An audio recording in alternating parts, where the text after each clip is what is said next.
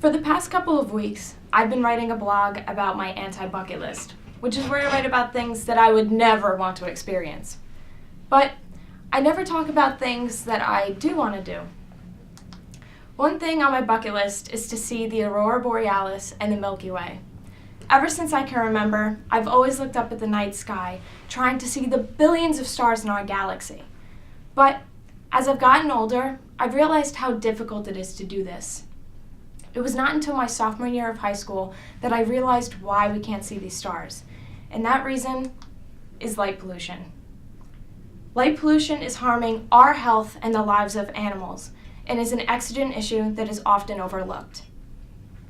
Light pollution is the excessive use of artificial light in areas that do not necessarily need lighting. The more an area is populated, the more light pollution it will have. According to the Lighting Research Center, there are two types of light pollution: glare and sky glow. Glare is the excessive brightness that causes distorted vision and eye discomfort. This is generally caused by laptops, smartphones, and televisions. Sky glow occurs over urban and suburban areas that need artificial lighting in the evening. This is of most concern to astronomers because it causes dark areas of the sky to be very bright and reduces their ability to view celestial objects. Besides hurting astronomers' research and reducing our ability to view the sky, the light pollution has also negative effects on our health. According to the International Dark Sky Association, we as humans depend on our circadian rhythm, which is our biological clock. Basically, our built-in alarm clock that is based on a day-night cycle. In response to our circadian rhythm, we produce melatonin. This is what keeps us healthy.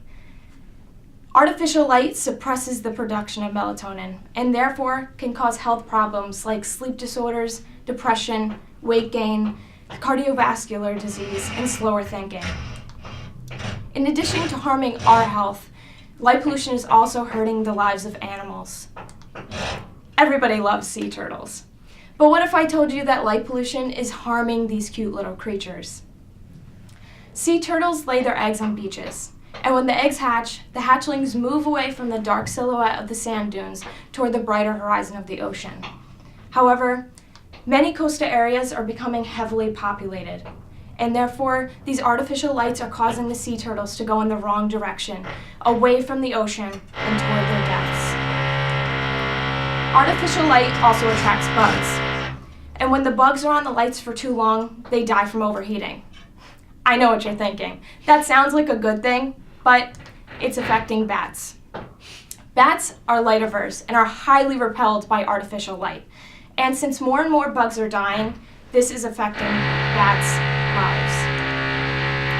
Light pollution also affects nocturnal migratory birds. These birds travel at night and use the setting sun and moon to navigate their routes.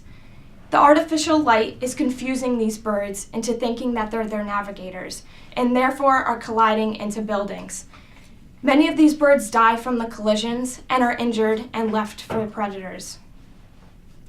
But I'm here to tell you that there are ways for you to help. The first, quickest, and easiest way is to shut your lights off. Second, use red light instead of any other colored light, because the wavelengths in red light do not suppress melatonin. Keep all televisions, laptops, and smartphones out of the bedroom. The blue light from these devices boost attention and are only beneficial during the day. Another way to do this is use a blue light filter on all of your devices.